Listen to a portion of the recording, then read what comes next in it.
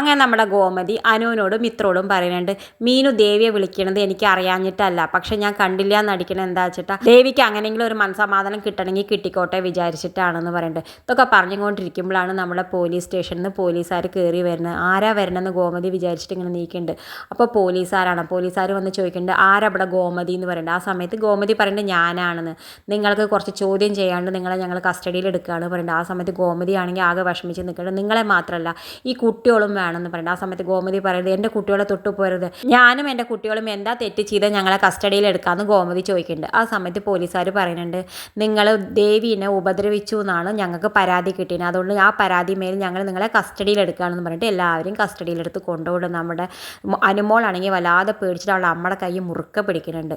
എന്തായാലും പിന്നെ കാണിക്കേണ്ടത് നമ്മുടെ പോലീസുകാർ നേരെ ചെല്ലുന്നത് ഗോമതി സ്റ്റോറിലേക്കാണ്. ഗോമതി സ്റ്റോർ എന്ന് വായിച്ചിട്ട് നേരെ ഉള്ളിലേക്ക് പോകേണ്ട. ഉള്ളിൽ പോയിട്ട് നമ്മുടെ ആനന്ദിനോട് ചോദിക്കേണ്ടത്, നീയല്ലേ ആനന്ദ് അതേ പറയണ്ട, ഞങ്ങൾ നിന്നെ കസ്റ്റഡിയിൽ എടുക്കുകയാണ്, നിനക്കെതിരെ പരാതി കിട്ടിയിട്ടുണ്ട്, സ്ത്രീ പീഡനത്തിലും ഗാർഹിക പീഡനത്തിലും നിന്റെ അച്ഛനെയും ഞങ്ങൾ കസ്റ്റഡിയിൽ എടുക്കുകയാണെന്ന് പറഞ്ഞിട്ട് എല്ലാവരെയും അറസ്റ്റ് ചെയ്ത് കൊണ്ടുപോകണം. നമ്മുടെ രാമേട്ടൻ പറഞ്ഞിട്ട്, അയ്യോ സാറ് അവർ അങ്ങനത്തെ ആൾക്കാരല്ല എന്നൊക്കെ പറയുന്നുണ്ട്. പക്ഷെ പോലീസുകാർ അതൊന്നും കേൾക്കാതെ അവർ രണ്ടാളെയും കസ്റ്റഡിയിലെടുത്ത് കൊണ്ടുപോകുന്നുണ്ട്.